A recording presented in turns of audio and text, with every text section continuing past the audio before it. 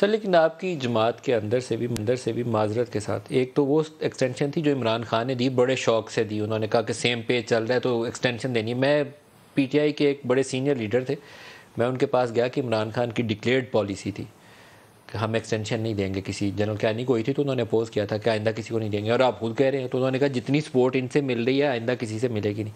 آپ کی جماعت نے بھی سپورٹ کیا اس ایکسٹینشن کو، آپ کی جماعت سے لوگ گئے یہاں سے نواز شریف کو قائل کرنے کہ ہمیں انکنڈیشنل سپورٹ دینی، دی آپ نے؟ دیکھیں مشاورت بات میں یہ جو معاملہ پارلیمان کے پاس آیا یہ معمول کا عمل نہیں تھا، یہ سپریم کورٹ نے فیصلہ کیا کہ اس کا فیصلہ، اس معاملے کا فیصلہ پارلیمان کرے، کیونکہ آپ ذرا اس کے سارے معاملات دیکھ لیں۔ سر سپریم کورٹ نے پارلیمان کو فیصلہ کرنے کا کہا، یہ نہیں کہا کہ ایکسٹینشن کے اوپر مہر لگا دیں، آپ نے ایکسٹینشن پہ مہر لگائی۔ جی ایکسٹینشن کا حصہ تھا۔ 3.5 مہینے پہلے وزیر اعظم نے بغیر سمری کے اپنے خط سے ایکسٹینشن دی، اس کو قبول کر لیا گیا، وہ ایکسٹینشن حصہ بن گئی فیصلوں کا۔ اب 15 دن پہلے ایکسٹینشن سے سپریم کورٹ نے فیصلہ کیا کہ نہیں، یہ فیصلہ پارلیمان کر سکتی ہے، پارلیمان کرے اور قانون میں تبدیلی کرے، قانون میں ابہام ہے، تو وہ پھر قانون تبدیل کرنا پڑا۔ اب اس میں 2 پہلو تھے، میں نے ہمیشہ پہلے بھی ذکر کیا ہے۔ ایک پہلو جنرل باجوہ صاحب کی ایکسٹینشن تھی، کیونکہ وہ حصہ بن گئی تھی فوج کے نظام کا، تو مزید فوج کو امبیرس نہیں کرنا چاہیے۔ یہ خرابی ملک کے وزیر اعظم نے پیدا کی، اس کو پارلیمان نے درست کیا، لیکن ساتھ جو قانون میں تبدیلی آئی جس کو سب جماعتوں نے سپورٹ کیا، وہ حالات نے وقت نے ثابت کیا کہ وہ درست نہیں تھی، غلط تھی۔ اس کو آپ درست کر لیں، کیونکہ ایکسٹینشن ایک غیر معمولی عمل ہے۔ آپ اس کو اگر معمول کا حصہ بنا دیں گے، قانون میں ابہام گنجائش رکھ دیں گے، ابہام رکھ دیں گے، سارا پروسیس ناکام ہو جاتا ہے۔ کیا آپ کی حکومت اس قانون کو ریورس کر کے اصلاح کرنے کی کوشش کرے گی؟ دیکھیں یہ فیصلہ جو ہے یہ تمام جماعتوں نے کیا تھا، اس کے لیے کنسنسس چاہیے۔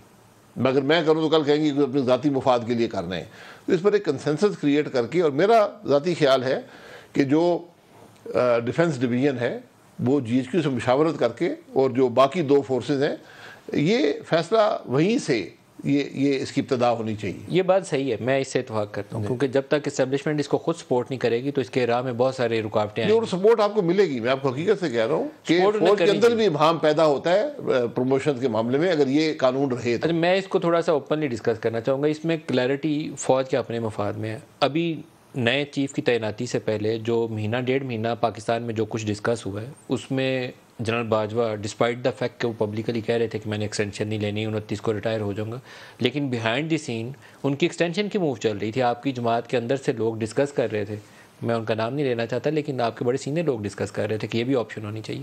وہ تو نواز شریف ایک کہہ لیں کہ اٹکا رہا ہے، نہیں تو شاید پرائم منسٹر صاحب بھی مان جاتے کہ ٹھیک ہے ایکسٹینشن کر دیں۔ یہ فوج کے اندر یہ سب اسپیکولیشن کا حصہ بن گئی۔ یہ اسپیکولیشن نہیں ہے، یہ آپ کی یہ معاملہ پیدا کیوں ہوا؟ آپ کی بات درست ہے، یہ اسپیکولیشن ہوئی ہے۔ معاملہ پیدا کیوں ہوا؟ معاملہ اس لیے پیدا ہوا کہ سمری نہیں آئی۔ سمری 3-4 ہفتے پہلے معمول ہے، آ جاتی ہے، اس میں ان تمام جنرل حضرات کے نام ہوتے ہیں جو ایلیجیبل ہوتے ہیں پروموشن کے لیے، ان کی کوالیفیکیشن بھی ہوتی ہے اور ان کی سروس بھی ہوتی ہے۔ یہ اگر پہلے آ جاتی کوئی اسپیکولیشن نہ ہوتی، کیونکہ سمری نہیں آئی، وہ 6-7 دن پہلے آئی، تو ہر قسم کی اسپیکولیشن شروع ہو گئی، میڈیا سرکس لگ پڑا۔ کیوں روکی گئی سمری؟ نہیں، میں یہ کہہ رہا ہوں، یہ سب ٹروتھ کمیشن میں آپ کو پتہ چلے گا۔ میں اور آپ یہاں پر سارا دن بحث کرتے رہے۔ مطلب آپ اسلام آباد کی یہ حالت تھی کہ کہا جاتا تھا کہ سمری آئے گی تو اس میں جنرل عاصم منیر کے نام کے بغیر آئے گی، یا 28 کو آئے گی جب وہ 27 کو ریٹائر ہو گئی۔ یہ باتیں یہاں چل رہی ہیں، ہر قسم کی باتیں شروع ہو گئی نا۔ میں نے مثال دی، میں 10-12 دن پہلے دبئی میں تھا، وہاں ایک ٹیکسی ڈرائیور تھے، ان کا لوڈ دیر سے تعلق تھا، انہوں نے مجھے پوری ہسٹری بتائی کہ کون سے نام ہیں، کیا ابہام ہے، کیسے یہ معاملہ خراب ہو رہا ہے۔ یعنی ہر پاکستانی جو جہاں پہ تھا، ملک کے اندر ملک سے باہر، 3-4 ہفتے ایک ہی سبجیکٹ رہا کہ جناب یہ تعیناتی کیسے ہوگی۔ اس لیے ہمیں یہ سبق حاصل کرنا چاہیے کہ مستقبل میں جس طرح معمول ہے کہ 3-4 ہفتے پہلے سمری پرائم منسٹر کے پاس آ جاتی ہے، وہ فیصلہ کر لیتے ہیں اور آخری چند دنوں میں اناؤنس کر دیتے ہیں۔ سمری کو ڈیلے کروانے میں کون کون سے فیکٹرز تھے جنہوں نے رول ادا کیا؟ دیکھیں، میں پھر اگر میں کہوں، آپ کچھ کہیں، یہ سارا یہ اسپیکولیشن ہی ہوگی نا۔ تو اس سے اب سبق صرف یہ ہے کہ مستقبل میں سمری پہلے آ جانی چاہیے۔